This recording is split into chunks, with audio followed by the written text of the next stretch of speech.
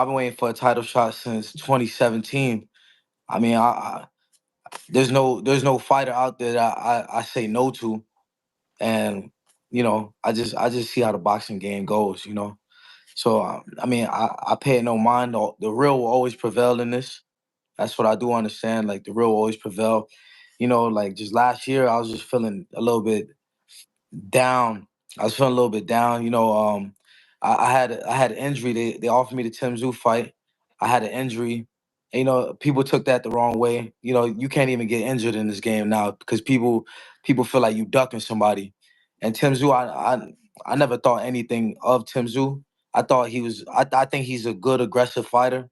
I think he brings the fight, but I don't see too much of like skill set there. He's a good fighter. He comes to fight. He got power probably in both hands, but it's just a lot of favoritism that goes on, and I don't appreciate that. Tell me, what was the injury that you suffered when you was and that was official? That was a contract sent to you from Tim Tszyu? No, it wasn't no contract sent. It was just spoke about, and I just let them know that I had arthritis in my hand, and I had like serious like it was swollen. My hand was swollen, so I sent the doctor letter over to them and let them know that this is for real. This ain't nothing that I'm just making up. So they would have threw me out the rankings if I didn't send that doctor's note. So I just had to prove myself. It's not nothing I was making up.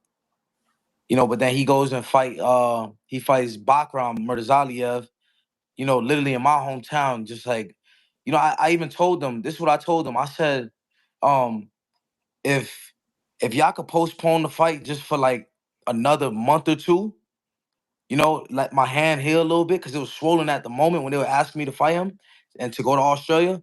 I said, just hold off on the fight just for like a month or two, let my hand heal a little bit, and I'll fight him in Australia.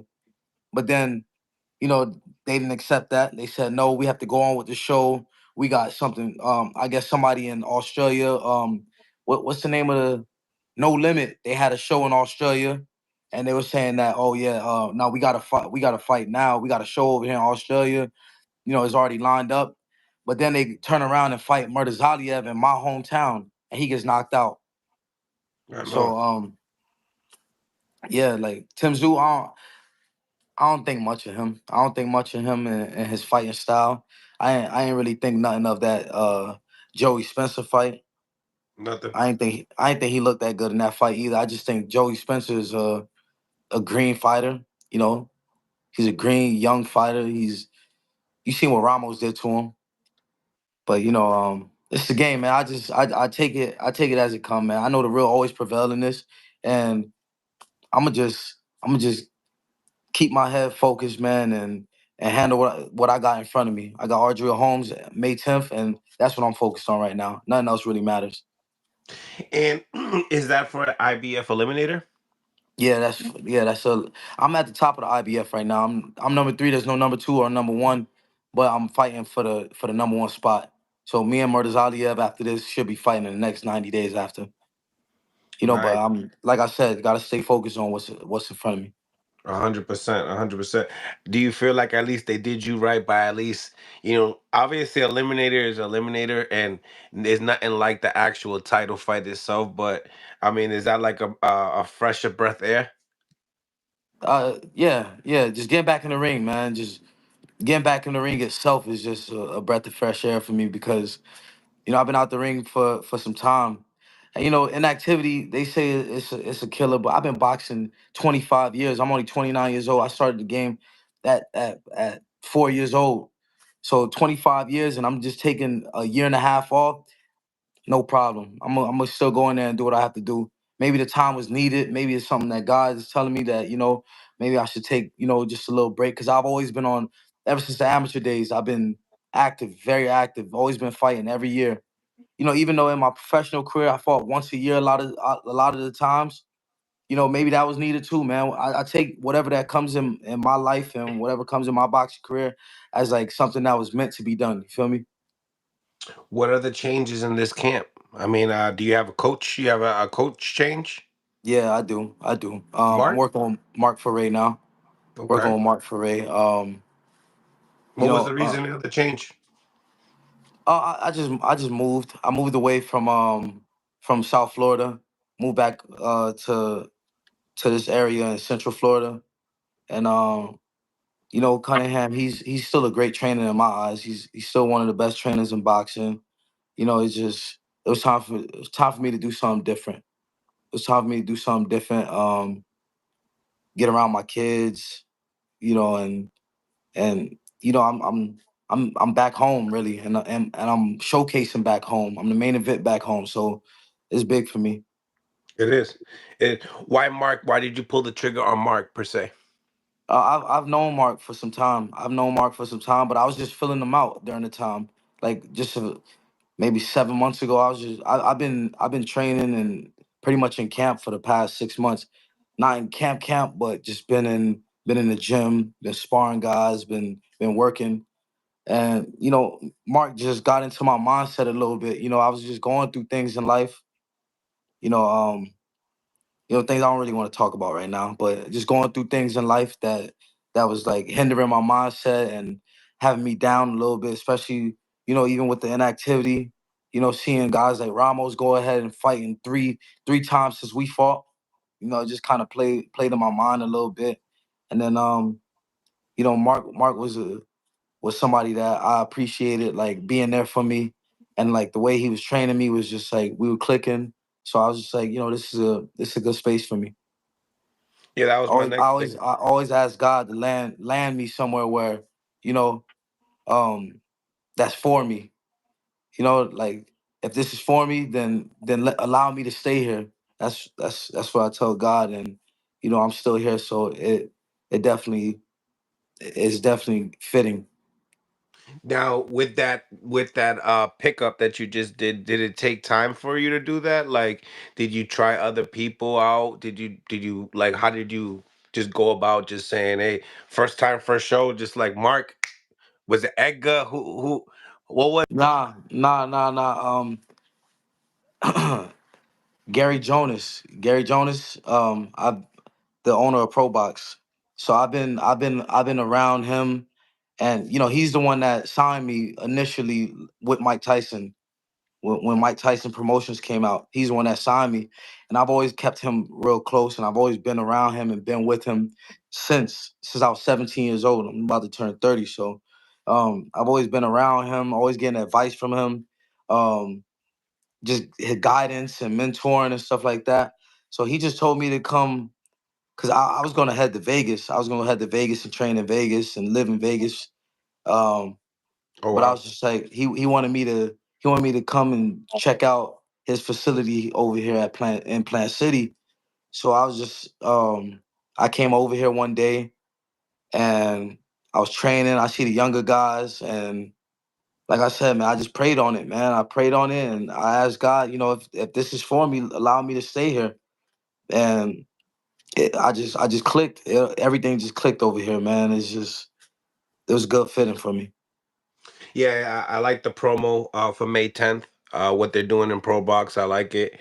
Yeah. And you could be definitely like the face for sure.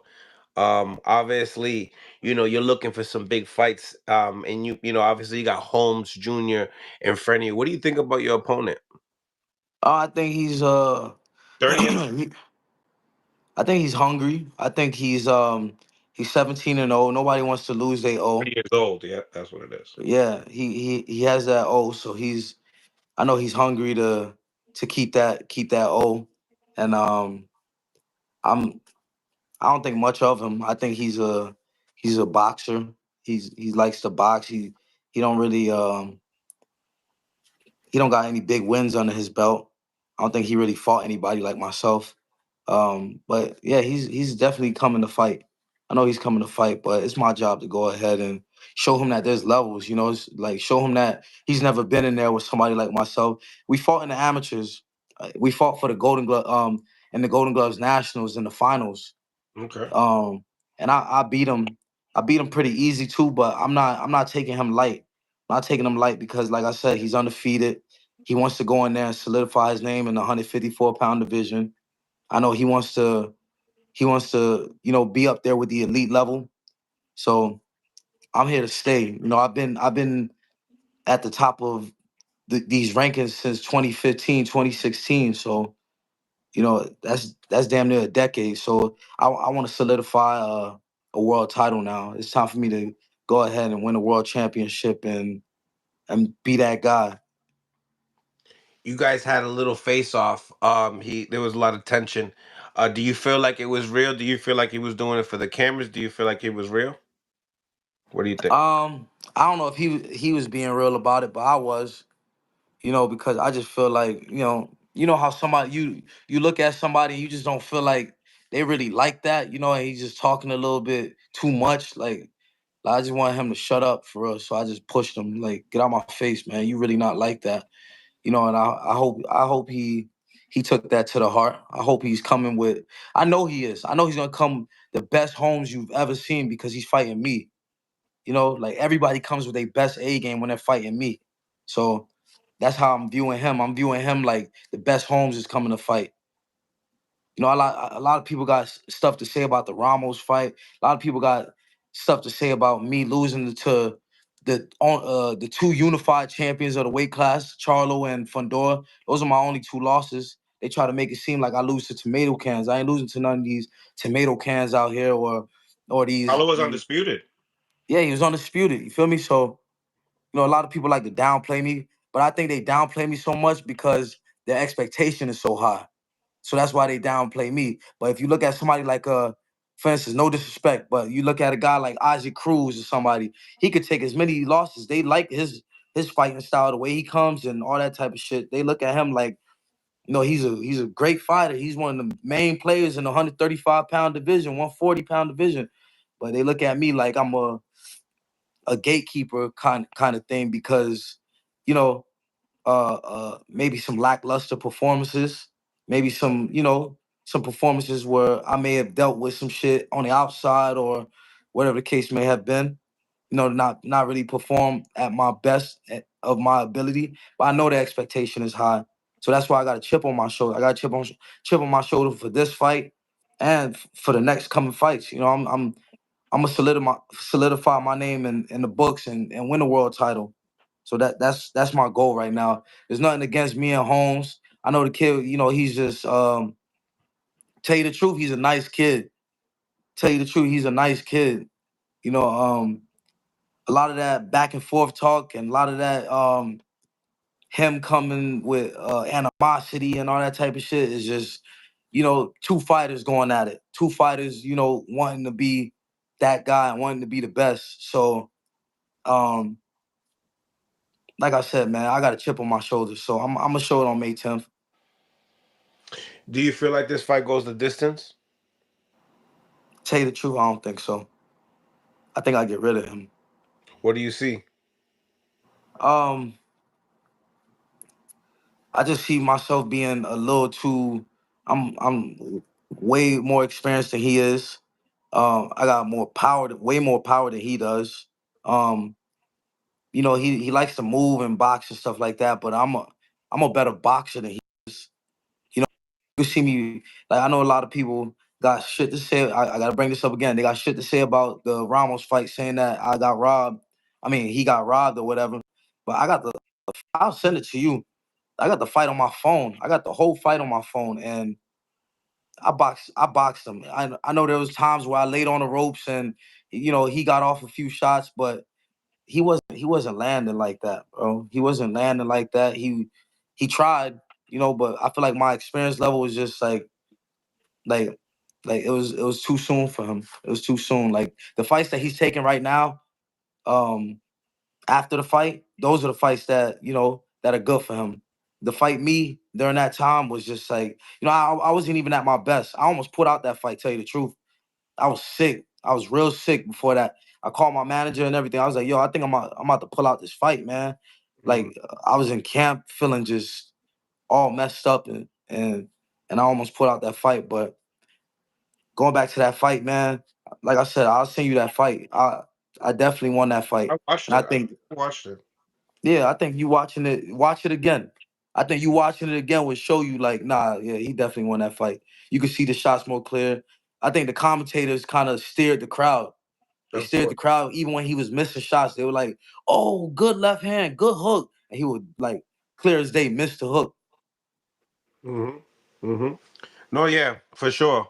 Um, Now, in do you feel like the IBF champion Bakram? Hmm What do you think about him? I I think he's a strong fighter. You know, he's Russian, so like that to me already tells a lot. The Russian fighters are strong, and I don't really judge him too much off of that Tim Tszyu win because I think Tim Tszyu went in there with the wrong game plan. He had just lost to Fundora. He had just lost to Fundora, so I know he kind of felt a way about losing that fight where he felt like he was gonna win if he didn't have that big gash on his head. So I think he went into that Bachman fight. It was a title fight for him. So I think he went into that fight thinking like, let me get rid of this dude. Like let me get rid of this dude and get my rematch for Fundora. You know, for even more belts. It'll be for three belts this time. You know, so I think he was trying to get rid of him early.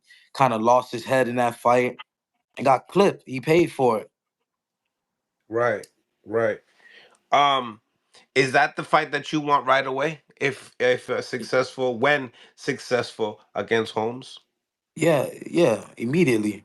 Like the immediately. next 90 days, I think they're gonna order after that fight. So that's definitely a fight that I want. I want that immediately. I think because I've been watching Murder Zaliev. I've been watching him for some time. Even before he fought Tim Tszyu, I was watching him. So I Mm-hmm. seen him climbing the rankings, and I watched the rankings. I look at the rankings, who's what. Like I just saw Charles Conwell lose to that one guy. I look at everything. Like I look Mm-hmm. at all the rankings, and I was watching Murder Zaliev, and I was just thinking, I think he fought Jack Colkay for the IBF title, and I was watching that fight, and I was just like, this dude getting hit up. And Jack Colkay's, you know, he's on his way out. He's 38, 39 years old or something like that. And I'm just looking at him like he get hit a lot. And when he was about to fight Tim Tszyu, I thought Tim Tszyu was going to do his thing against him. I was like, oh yeah, Tim Tszyu about to be champion again, this and that. But um, you know, he came ready. He came ready for that fight, and Tim Tszyu didn't. So he paid for it. But I think I go in there and I handle my business against him, you know, but keeping my head focused on Ardreal Holmes right now. 100%. 100%.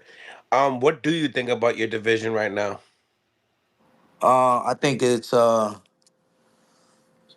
I think it's heating back up. I think for a while it was when Jared Hurd and myself and Julian Williams and Tony Harrison and Charlo was in the mix. You know, I think it was the best division in boxing. I think it fell off for a while, but I think it's back on the horizon. You got guys like Virgil Ortiz. You got guys like Madrimov. Um, I don't know if Terrence Crawford's still in the weight class. You know, I don't know if Charlo is coming back. You got Fundora. You got guys in his weight class. We can make some pretty good fights.